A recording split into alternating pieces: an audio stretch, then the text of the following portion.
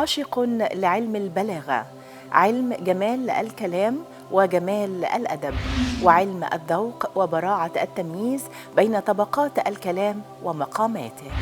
إنه الأستاذ الدكتور عبد الله سرحان، أستاذ البلاغة والنقد بجامعة الأزهر، عميد كلية الدراسات العليا بالأزهر سابقاً، وأمين عام هيئة كبار العلماء سابقاً. ولد عبد الله عبد الغني عبد الله سرحان في يوم 11 ديسمبر عام 1962 بقرية شبرا ملس، مركز زفتة بمحافظة الغربية. تلقى تعليمه الإعدادي والثانوي بالأزهر الشريف، وبعدها التحق بكلية اللغة العربية وتفوق بها وحصل على الماجستير والدكتوراه في البلاغة والنقد.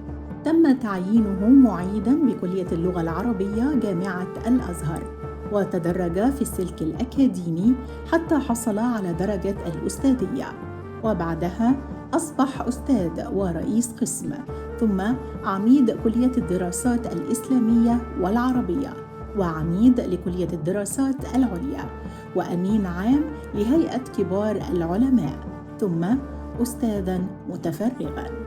له العديد من المؤلفات التي تدرس لطلاب الثانوية الأزهرية ولكليات الأزهر، إلى جانب العديد من المؤلفات الأخرى، منها ديوان الخليل في الجاهلية، الأسرار البلاغية في الفرائض القرآنية، أعلام البلاغة عبر العصور، وغيرها من عشرات المؤلفات. شارك في عشرات المؤتمرات في مصر وخارجها، وأشرف وناقش العديد من رسائل الماجستير والدكتوراه بمصر والمملكة العربية السعودية.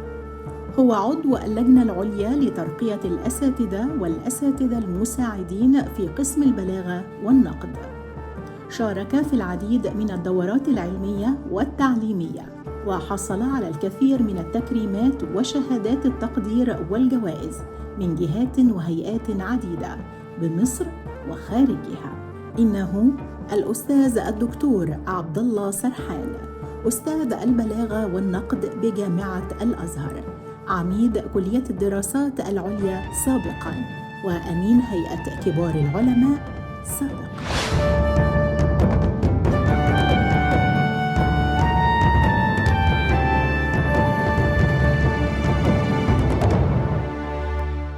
جمال قريتي يكمن في هدوئها ونقاء هوائها ومناظرها الطبيعية الخلابة، مع ترابط أهلها وقيمهم الأصيلة كالكرم والبساطة والتعاون، بعيداً عن ضوضاء المدينة حيث تتجلى الطبيعة بكل روعتها. حياة هادئة يعيشها أهلها بمودة وأخلاق حميدة، مما يجعلها ملاذاً للروح ومصدراً للسكينة. هذه بعض خواطر الأستاذ الدكتور عبد الله سرحان عن قريته.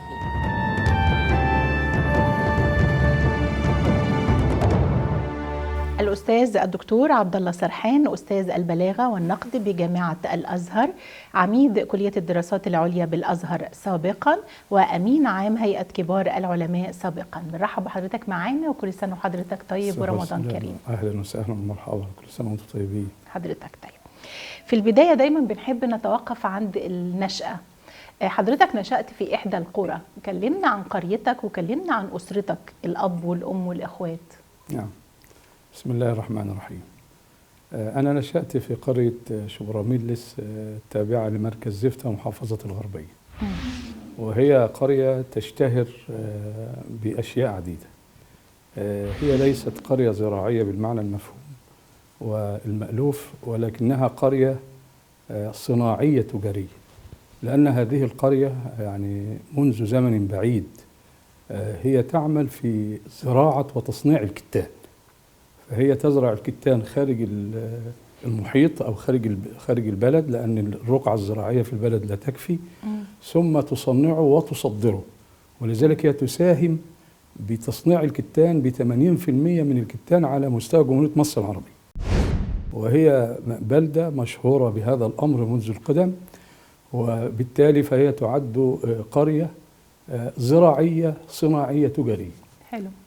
هذا بالنسبة للبلد. فقد نشأت في هذه البلدة الطيبة المباركة، وفيها أساطين من العلماء في مختلف التخصصات. وهذه البلدة كان فيها الشيخ المشهور الشيخ الشبرمليسي على المذهب الشافعي، وهو موجود في كتب الفقه ومعروف يعني. وفي البلدة أيضا كثير من العلماء في مختلف التخصصات. أنا نشأت في وسط هذه البيئة التي ترعى وتهتم بالعلم، وتهتم قبل كل شيء بحفظ القرآن وتحفيظه. وبالتالي كان المحيط مؤثر فيه تأثيرا شديدا بفضل الله سبحانه وتعالى. هذا عن القرية بوجه عام. أما عن الأسرة فقد نشأت بين أسرة هي تحمل كتاب الله سبحانه وتعالى. الوالد رحمات ربي عليه كان يحفظ القرآن وكان يحفظ القرآن. تمام. والوالدة أطال الله في عمرها يا رب. كانت تشجعني على هذا. والوالد حفظ القرآن من جدته. فإذا الأسرة هي أسرة قرآنية بفضل الله سبحانه وتعالى. كان عمي يحفظ القرآن وبالتالي نشأت حافظا للقرآن، ومعي أخي الدكتور نبيل هو الأخ الأصغر أيضا في جامعة الأزهر، وأخي الأستاذ محمد كان أيضا يحفظ القرآن، ولكنه يعمل في السعودية منذ فترة بعيدة ويقيم بجوار يعني الحرم الشريف. هذا عن الأسرة. 3 ذكور يعني الأب والأم وثلاث ذكور، عبد الله الكبير ثم محمد ثم نبيل.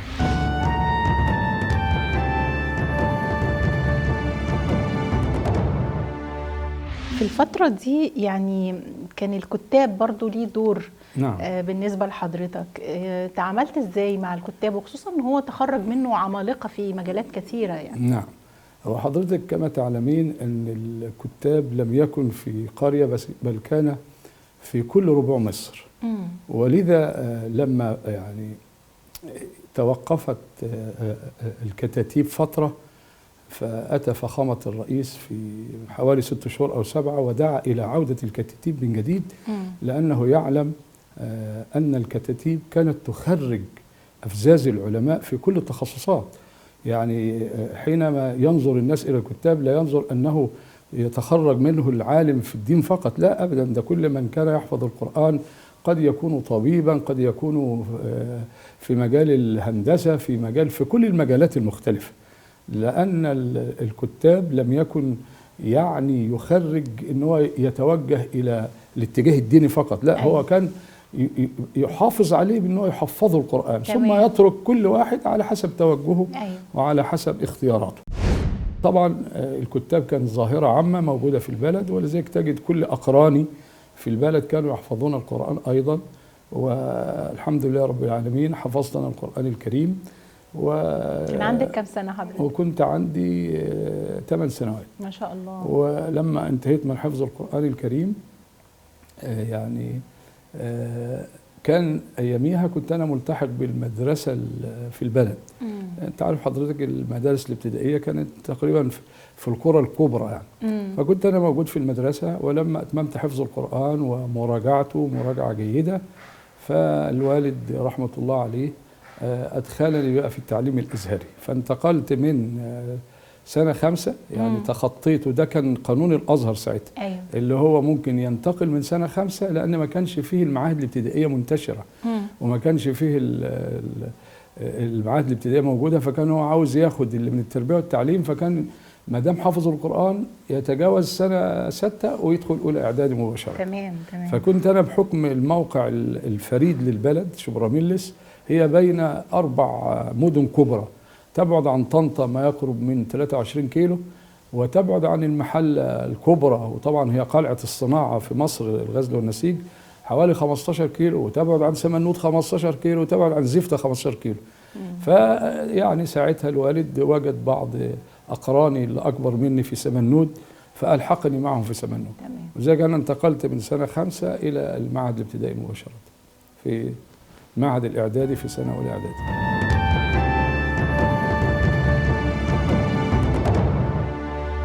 يؤكد الأستاذ الدكتور عبد الله سرحان على أن جمال وعظمة الدراسة في الأزهر تكمن في تاريخه العريق كأقدم جامعة رائدة في العلوم الإسلامية، بالإضافة إلى تخريج كوادر مؤهلة في مختلف التخصصات مع مناخ تعليمي يجمع بين الأصالة والمعاصرة، وهو أيضا ما يخرج قادة نشر الوسطية والسلام، مما يجعله منارة للعلم تتوارثه الأجيال وتسهم في بناء المجتمعات بالقيم والمعرفة. الأستاذ الدكتور عبد الله سرحان، أستاذ البلاغة والنقد بجامعة الأزهر، عميد كلية الدراسات العليا بالأزهر سابقا وأمين عام هيئة كبار العلماء سابقا. حضرتك كنت من أوائل الثانوية العامة الأزهرية. قولي يعني اتجاهك لدراسة اللغة العربية تحديدا وسر التفوق الخاص بهذه اللغة بالنسبة لحضرتك كان إيه؟ القرآن الكريم من يحفظه ويحافظ عليه هو يعطي له ملكة حب اللغة العربية. تمام. لأن القرآن الكريم في الأساس معجزة بلاغية، معجزة كلامية. صحيح. فهذا أثر في نفسي وكان له عامل كبير في اختياري أن أسلك مجال اللغة العربية.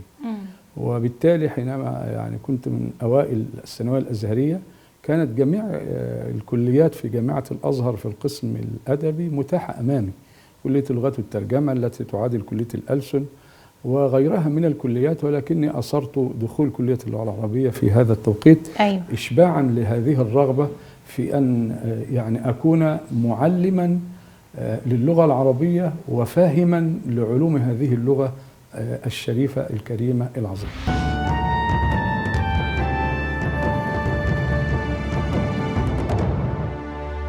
اختيارك لرسائل سواء الماجستير أو الدكتوراه، عايزين نتعرف عليها وبرضو اختيارات حضرتك كانت وراها إيه؟ تمام. الماجستير لما قلت لحضرتك إن أنا يعني ترعرعت في حفظ القرآن الكريم وشببت على حفظه ومحاولة فهمه وتدبره، القسم الذي يعنى غاية العناية بفهم بعض أسرار الإعجاز في القرآن الكريم هو قسم البلاغة، وده على مستوى جامعات العالم وليس على مستوى مصر بس. فبالتالي لما التحقت بهذا القسم كان هدفي أن أتعرف على بعض مواطن الإعجاز في القرآن الكريم. القرآن الكريم لا تنقضي عجائبه ولا تنفد غرائبه ولا يبلى على كثرة الرب. فده كان هدفي، أن أنا أعيش مع القرآن، وقد وفقني الله عز وجل لهذا في معظم مؤلفاتي. ولكن طب لماذا بدأت بالشعر في الماجستير؟ ده كانت نصيحة أساتذة الأفاضل، منهم من توفي رحمة الله عليه، أستاذنا مرحوم الشيخ جلال الذهبي، محمد جلال الشيخ الذهبي، وأستاذنا يعني أبقى الله في عمره الأستاذ الدكتور محمد أبو موسى الحاصل على جائزة الملك فيصل منذ أيام معدودة، وغيره من العلماء الأفزاز.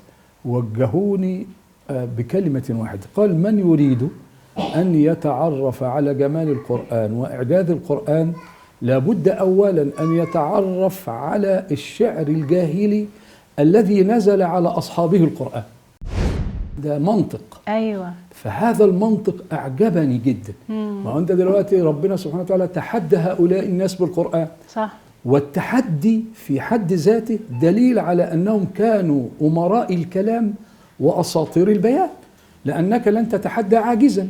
فحينما أتحدى إنسان أنا في قرارة نفسي أقول أنه بلغ من القوة في هذا الأمر الذي أتحداه فيه. صح. فكأن التحدي اعتراف من الله سبحانه وتعالى بأن العرب لا يضارعهم أحد في الفصاحة والبلاغة. يبقى المنطق أن أتعرف أولا على الشعر وعلى كلام العرب. فمن هنا بحثت في الشعر، وده كانت بقى أخذت فترة طويلة لا أريد أن أطيل على حضرتك. لما هداني الله سبحانه وتعالى وقرأت كتاب اسمه المفضليات للمفضل الضبي، بيحتوي على أشعار لقصائد متنوعة من شعراء في العصر الجاهلي والعصر والمخضرمين والإسلاميين. وباختصار كده قرأته مرارا وتكرارا إلى أن هداني ربي سبحانه وتعالى، واخترت موضوع متسع وكبير وفيه عمق، وأعتقد لم يتناوله أحد من قبل في هذا التوقيت. فلما عرضته على أستاذنا الدكتور أبو موسى ربنا أطال الله في عمره، فوافق دون تردد على أنه كان يرد كثير من الموضوعات التي ليس فيها عمق، وكان اسمه تشبيهات الخيل في الشعر الجاهلي.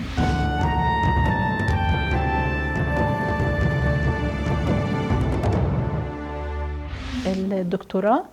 القرآن الكريم مجالات البحث فيه متعددة، إما أن نبحث في القرآن الكريم نفسه كنص، نأتي إلى صورة ونحللها تحليل بلاغي ونظهر أسرار الإعجاز فيها ومواطن التحدي التي تحدى الله عز وجل بها بلاغيا للعرب وللإنس كافة والجن كافة.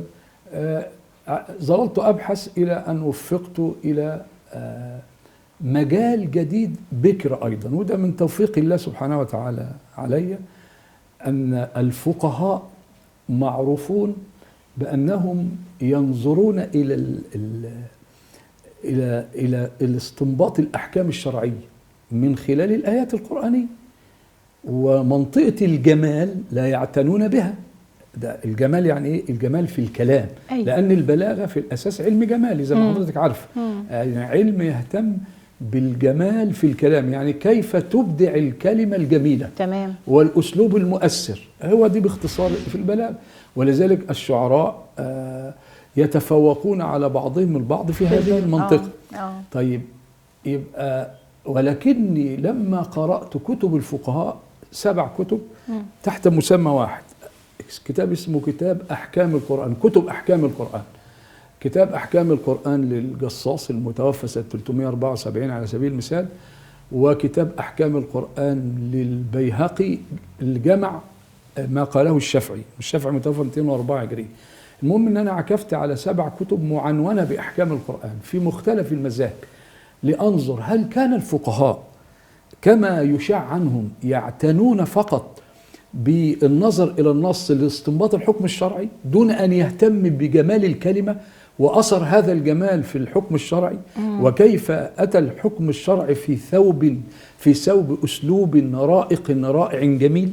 هي دي كانت القضية بتاعتي اللي أنا بدرسها بحكم تخصصي. توصلت لإيه بقى حضرتك؟ فتوصلت إلى أن الفقهاء لهم حس أدبي جمالي يكاد يضارع من تخصص في البلاغة ولم يكتب في الفقه مطلقا.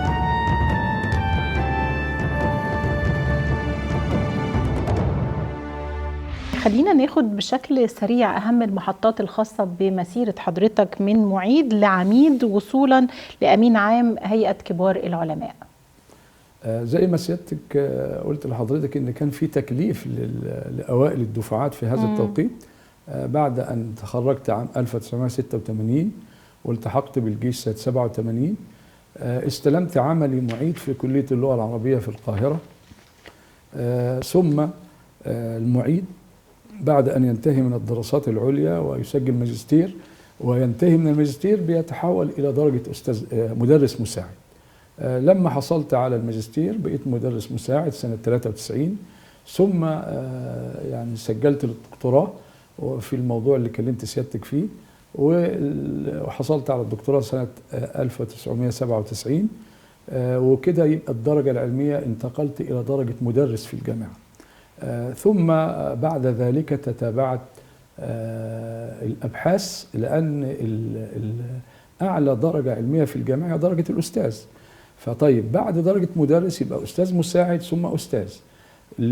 عشان تحصل على الدرجة لابد يكون هناك أبحاث مختلفة ومتنوعة في مجال التخصص، فأكرمني الله سبحانه وتعالى في الأستاذ المساعد، وألفت بعض الأبحاث التي تقدمت بها، وكنت في هذه الفترة بقى مسافر إلى المملكة العربية السعودية، وقدمت عدد من الأبحاث، وكانت على هيئة كتب بفضل الله سبحانه وتعالى، منها مصر في القرآن الكريم، ومنها الإعجاز القرآني في حذف حروف المباني والمعاني، وغيرها من الكتب، حتى لا يضيق الوقت ونسترسل ونضيع على سيادتك الوقت يعني. ثم لما انتهيت من مرحلة الأستاذ المساعد انتقلت إلى مرحلة الأستاذية أيضا، والنظام الجامعي أيضا لابد أن تحصل أو تترقى بعدة أبحاث أو مؤلفات، وانتقلت أخذت درجة الأستاذية. كل ده كنت أنا ما زلت في المملكة العربية السعودية، لأن أنا سافرت المملكة العربية السعودية في مدة الإعارة، ورجعت سنة 2012 تقريبا، وقد حصلت على الأستاذية والأستاذ المساعد في المملكة. كنت أعمل في جامعة الملك خالد في جنوب المملكة في أبها. ثم لما عدت إلى مصر يعني بدأ العمل الإداري، أسند إلي رئاسة قسم البلاغة والنقد بعدها سنة 2014. ثم في عام 2015 أسند إلي الأستاذ الدكتور عبد الحي عزة رئيس الجامعة في هذا التوقيت، ومع فضيلة الأستاذ الدكتور إبراهيم الهدهد كان نائب رئيس الجامعة، أسند إلي عمادة كلية الدراسات الإسلامية والعربية للبنات بالزقازيق. قعدت فيها ما يقرب من عام، ثم انتقلت إلى عميد كلية الدراسات العليا، وكانت كلية مستحدثة وجديدة على مستوى الجامعة بفضل الله سبحانه وتعالى. كنت أنا العميد الرسمي لها، كان العميد الأول الدكتور عبد الله النجار، وثم العميد الثاني الدكتور محمد سلمى أبو عاصي، وكانت لسه في طور النشأة والتكوين، ما كانش فيه مبنى مستقل. لكن لما عدت من الزقازيق عميد لكلية الدراسات العليا كان لها مبنى مستقل، واستمرت الدراسة في كلية الدراسات العليا لجميع طلاب الأزهر دون استثناء في مكان واحد، بعد أن كانوا يدرسون في أكثر من مكان، وانتظمت الدراسة وما زالت في كلية الدراسات العليا حتى هذه اللحظة. ثم يعني فضيلة الإمام الأكبر أطال الله في عمره الأستاذ الدكتور أحمد الطيب اختارني لأكون أمين عام هيئة كبار العلماء لفترة زمنية معينة، حاولنا قدر الإمكان فيها تجهيز الأمانة لكل ما يتصل بالرقي والتطور في مختلف المجالات. ثم عدت مرة أخرى بعد أن انتهيت من فترة الأمانة إلى عمادة كلية الدراسات العليا مرة أخرى، واستمررت فيها إلى الخروج على المعاش على سن المعاش.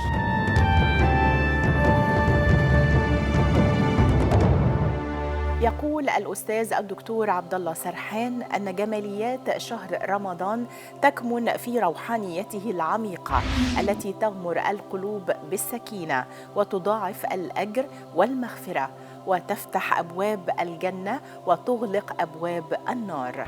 فهو شهر القرآن الذي نزل فيه، وفرصة للتغيير الإيجابي من خلال الصيام والقيام، مما يجعله شهراً للتقرب من الله وتجديد النفس.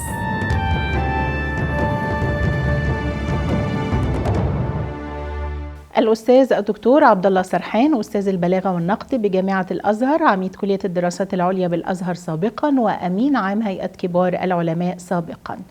خلينا نتكلم مع حضرتك شوية عن شهر رمضان الكريم ومكانته وفضائله اللي ذكرت في القرآن الكريم. نعم، بسم الله الرحمن الرحيم. أولا كل عام وحضراتكم بخير، وشهر رمضان هو شهر النفحات، شهر التجليات، شهر البركات، شهر الرحمات. تمام. طب لماذا كان هذا الشهر الكريم هو بهذه الصفات؟ أيوة. لأن الله سبحانه وتعالى اختصه وأنزل فيه القرآن الكريم. شهر رمضان الذي أنزل فيه القرآن. في هذا في حد ذاته جعل لهذا الشهر مزاج خاص وطعم خاص، حينما يختاره الله سبحانه وتعالى من بين سائر الأشهر وينزل به كلام المقدس، فهو شهر له روحانية خاصة، ولذلك اشتهر بأنه شهر القرآن. يكثر الناس فيه من تلاوة القرآن ومن الطاعات ومن الذكر، فبالتالي له خصوصية معينة. وهو أيضا فيه ليلة خير من 1000 شهر. تمام. ليلة القدر. أيوة. ليلة خير من 1000 شهر. طيب، وأيضا جعله الله سبحانه وتعالى السبب في دخول الجنان، لأن فيه تصفد الشياطين وفيه تفتح أبواب الجنان.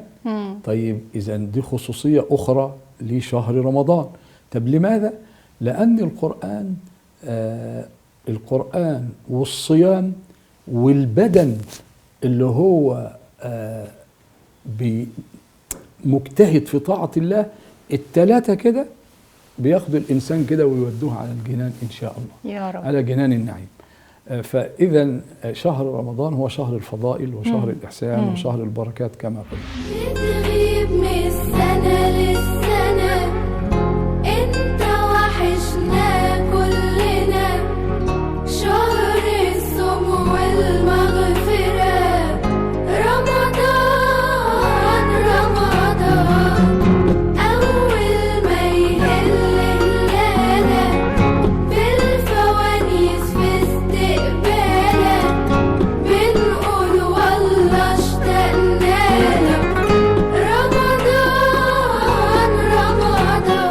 أكتر السنن المستحبة في شهر الصيام، وإزاي نكون من الفائزين في هذا الشهر، نوصل بقى لمرحلة الجنان زي ما حضرتك قلت. نعم. دون شك هو الصيام هو المعراج الذي نعرج به إلى الله سبحانه وتعالى. أيوه. ولذلك من مات وهو صائم مات على خير عظيم. ده دلالة على أنه مات وهو قريب من الجنة. أيوه. ده طب كيف نحافظ على هذا الأمر وكيف نصل إلى هذا الأمر؟ هو الصيام 3 أنواع. صيام الامتناع عن الأكل والشرب، أيوه. وأعتقد ده أقل أنواع الصيام، ولا يحبه الإنسان العاقل لنفسه، لأن أنا ممكن أمتنع عن الأكل والشرب في أوقات كتير، صح. لكن أن أمتنع عن الأكل وعن الشرب وعن أعراض الناس وعن كل ما يجعل الإنسان يشبه الحيوان باختصار. فكأن الصيام بيخلصك من هذه الأضران، بيرجعك تاني، بيصفيك. يبقى طب كيف أفعل هذا؟ أن أنا أعود لساني دايما على النطق بكل ما هو خير. تمام. طيب أنشغل بتلاوة القرآن، بالذكر، بالتسبيح، بالتحميد، أبتعد عن الغيبة، عن النميمة، عن الحديث اللي حتى فيه مزاح، لأن كثرة المزاح تميت القلب. فكأن أنا باخد شهر رمضان فرصة إن أنا أغتسل مما يشوبني من أضران الحياة الدنيا رغما عني. ما أنا في مجتمع أختلط بالكثير والكثير، فيه من هو كذا وكذا وكذا وكذا. فكأن شهر رمضان فرصة إن أنا أتطهر، أقترب واسجد واقترب. ولذلك كان هذا الشهر الكريم من يحافظ عليه ومن يحافظ على الصيام بحق كما أوضحت لحضرتك يكون سببا في دخول الجنان إن شاء الله سبحانه وتعالى. والصيام والقرآن يشفعان. نورك هلال وبان، عدى خلاص شعبان، نورك هلال وبان، عدى خلاص شعبان، هليت يا شهر الخير، شرفت يا رمضان.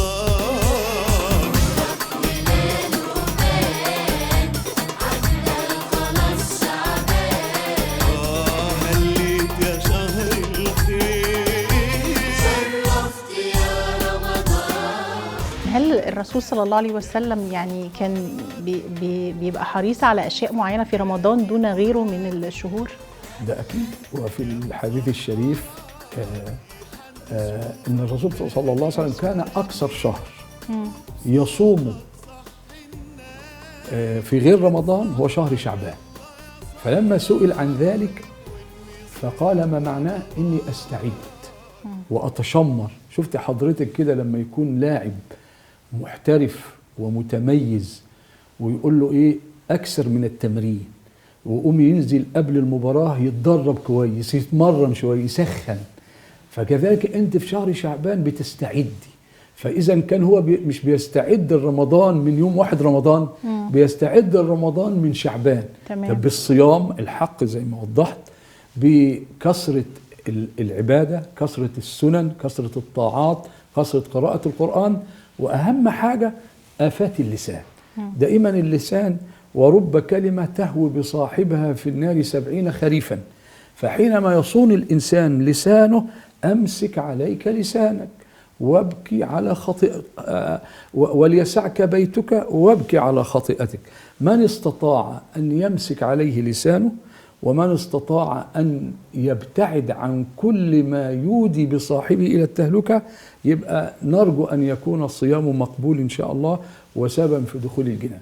يبقى إحنا لما يعني طبعا سألتني سيادتك على كيف نتأهب، فأنا ذكرت لحضرتك، لكن إيه اللي كان بيحرص عليه الرسول صلى الله عليه وسلم؟ زي ما قلت لسيادتك، كان يستعد لشهر شعبان، شهر رمضان من شهر شعبان. لكن في رمضان نفسه نيجي بقى في رمضان بقى. رمضان طبعا هو صوم بالنهار وقيام بالليل، ولذلك هو سمي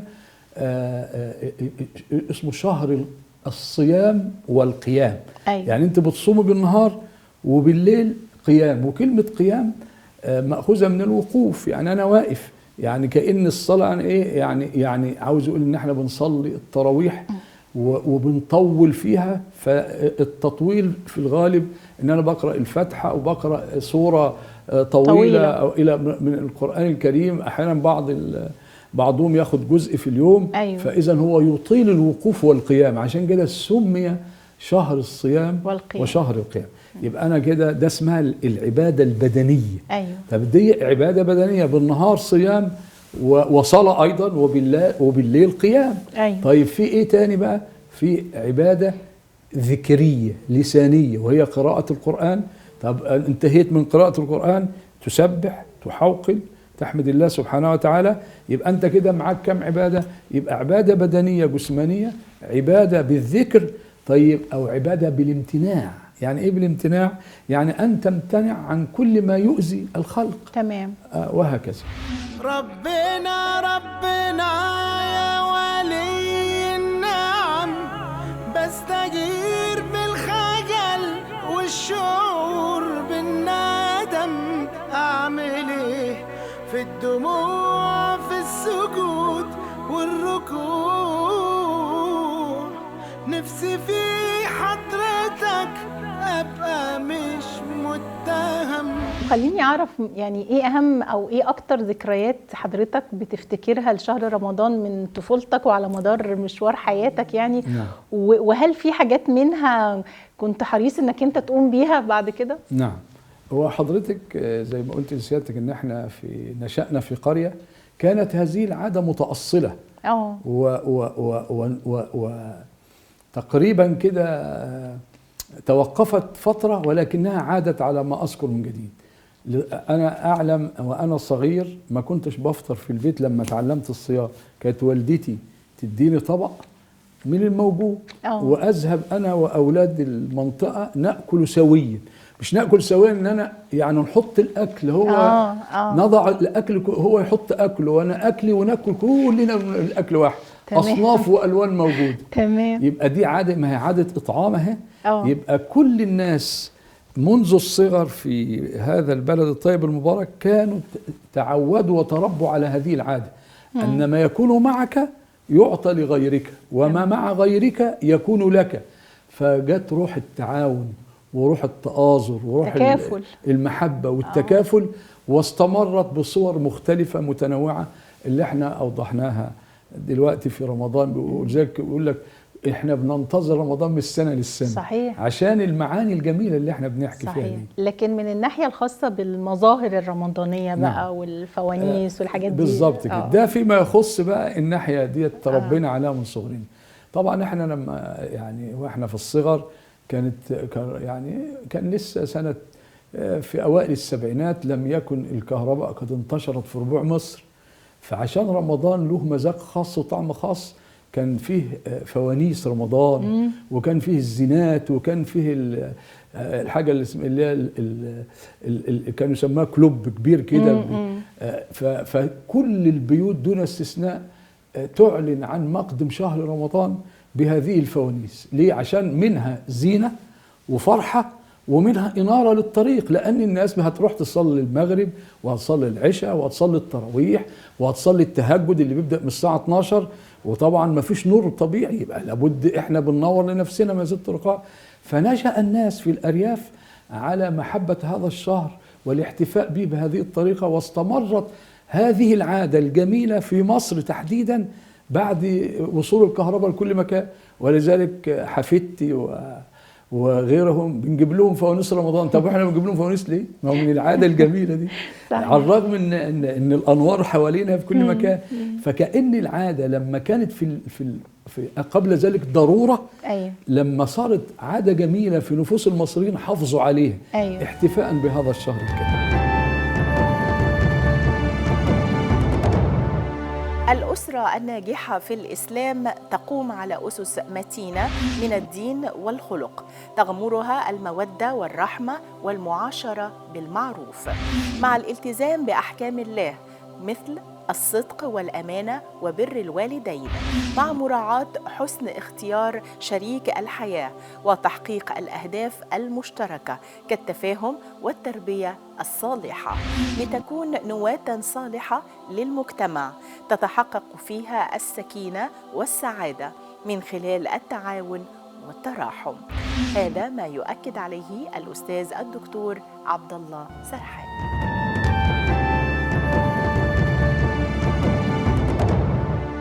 الأستاذ الدكتور عبد الله سرحان، أستاذ البلاغة والنقد بجامعة الأزهر، عميد كلية الدراسات العليا بالأزهر سابقا وأمين عام هيئة كبار العلماء سابقا. من وجهة نظر حضرتك إزاي الشخص أو الفرد يختار شريك أو شريكة حياته؟ ودي هتبقى فرصة بقى إن احنا نتعرف إزاي حضرتك اخترت شريكة حياتك، وتأثير هذا الاختيار بيكون إزاي على تربية الأبناء. نعم.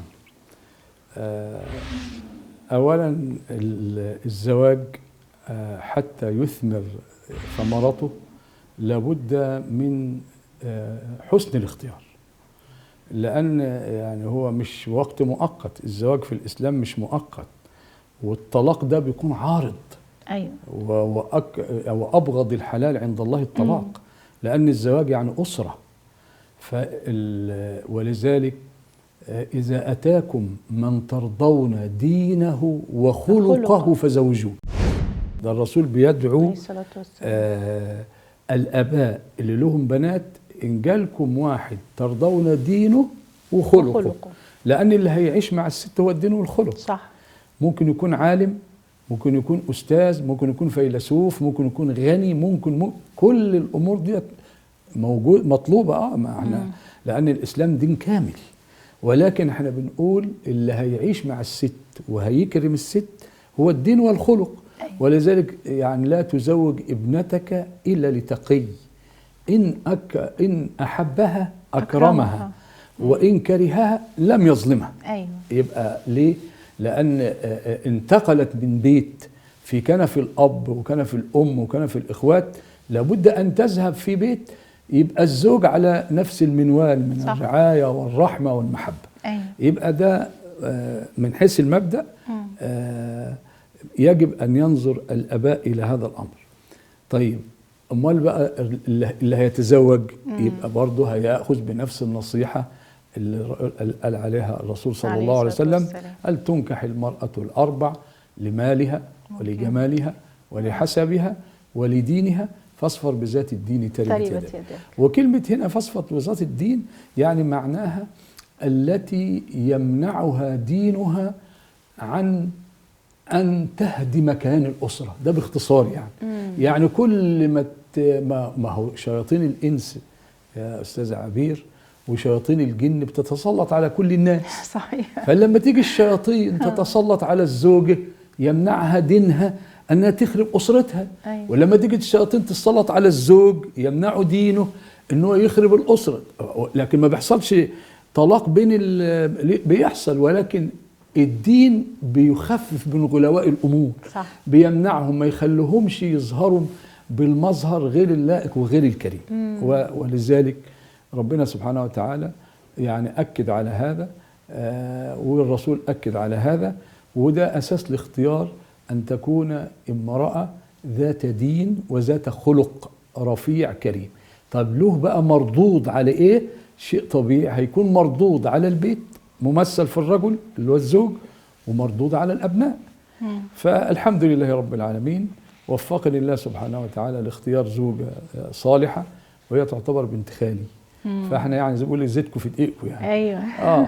ويعني أعرفها بفضلها وخلقها ودينها، والحمد لله كانت نعم الزوجة التي اهتمت بزوجها وأبنائها وقامت على رعايتهم حق الرعاية. وأنا أقول بهذه المناسبة وليس مجاملة، وبقول في كل مكان أن لدي يعني 3 أولاد، الابن الكبير محمد، والابن التي بعده الدكتورة دينا، ثم الدكتور أحمد، هي التي قامت على تربيتهم على الوجه الأكمل لانشغالي بما أنا فيه. أيوة. وبسفري وبأمور كثيرة. ففي هذا المنطلق بنتوجه لها بالشكر وعظيم التقدير، وأقول لها ربنا يحفظك ويحافظ عليكي ويسترها معاكي ويسلمك من كل شر وضر انت واولادك يا رب. ربنا يخليكم لبعض يا رب. ربنا يحفظك.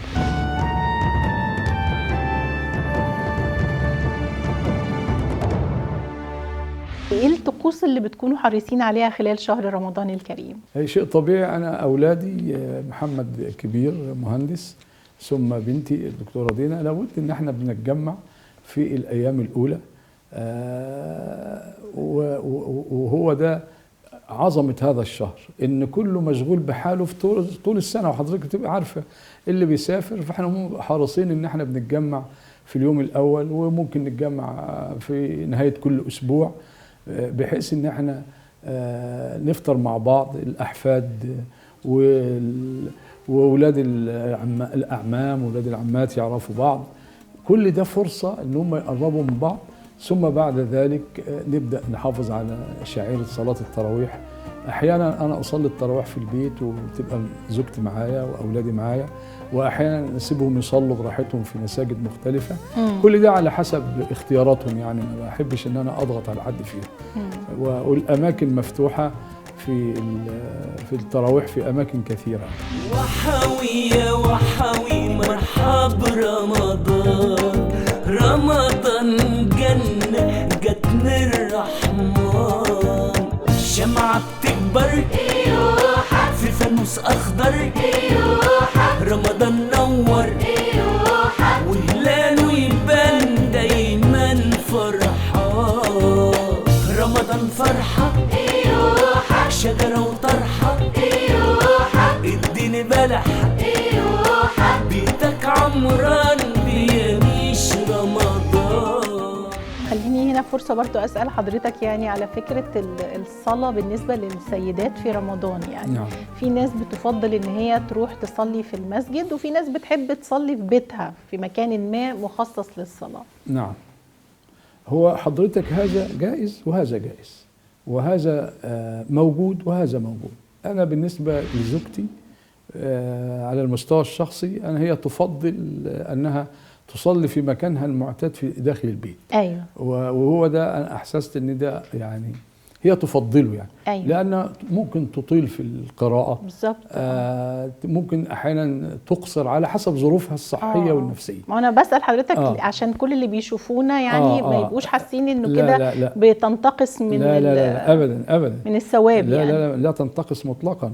وأحيانا إن الزوجة حينما تصلي يعني تبقى لوحدها قد تكون أكثر ضراعة، أكثر تضرعا. صحيح. وأكثر إخباتا دي يعني خشوعا، لأن ممكن لا أدعو إلى عدم الذهاب إلى المساجد، ولكن أنا بوضح ميزة أن تصلي السيدة صلاة التراويح أو غيرها بمفردها، كأن ما فيش جنبها ضوضاء ولا جنبها، أنت عارفة اللي بيحصل في المسجد ساعات بأطفال وحاجات كده وهكذا. ولذلك أنا يعني لما وجدت هذه الميول عند زوجتي شجعتها عليه. يعني إذن الثواب واحد طبعا دون شك.